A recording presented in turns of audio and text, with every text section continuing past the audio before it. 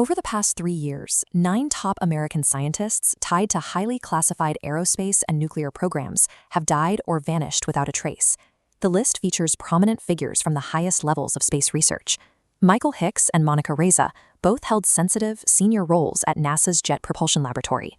The board expands into the military and nuclear sectors.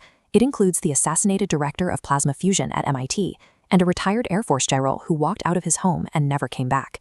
In the absence of official answers, UFO disclosure advocates and members of Congress are filling the vacuum. They suggest a shadow government or a foreign adversary is systematically removing the experts who know the most about advanced propulsion. Are we watching a terrifying shadow operation unfold in real time, or is the internet manufacturing a cinematic conspiracy out of statistical noise? The brain is hardwired to perceive meaningful connections between entirely unrelated things.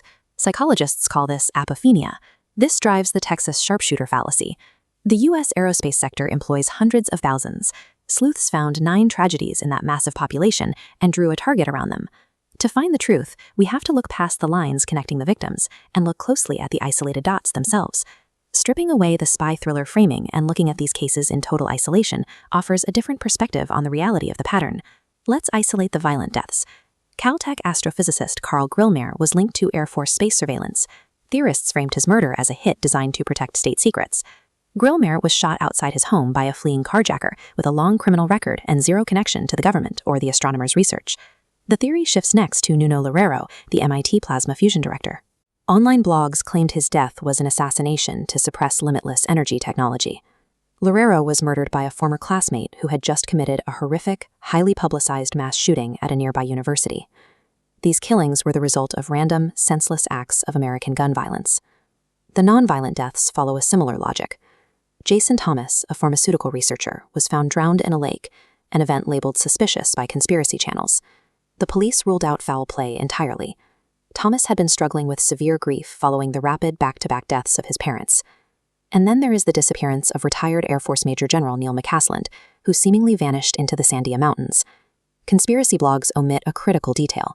Police issued a silver alert for the general due to irreversible cognitive deterioration. He wandered into the mountains on foot, leaving his glasses and wearable devices at home.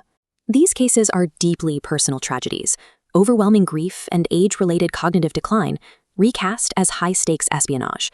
Even if the grand conspiracy fails to hold up, genuine, unsolved mysteries remain within the group. Monica Reza vanished from a well-traveled hiking trail in the Angeles National Forest. She was just steps away from her companions when she disappeared, leaving no trace behind. Reza co-invented a highly classified rocket superalloy. Years earlier, the specific Air Force lab that funded her work was commanded by General McCasland.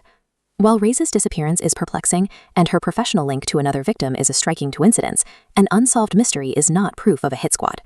Forcing these stories into a viral UFO conspiracy has a profound consequence. It erases the true stories and the humanity of the victims. A deep state cover-up is a thrilling narrative. A random carjacking, a mass shooting, or a mind lost to disease are painful, mundane realities.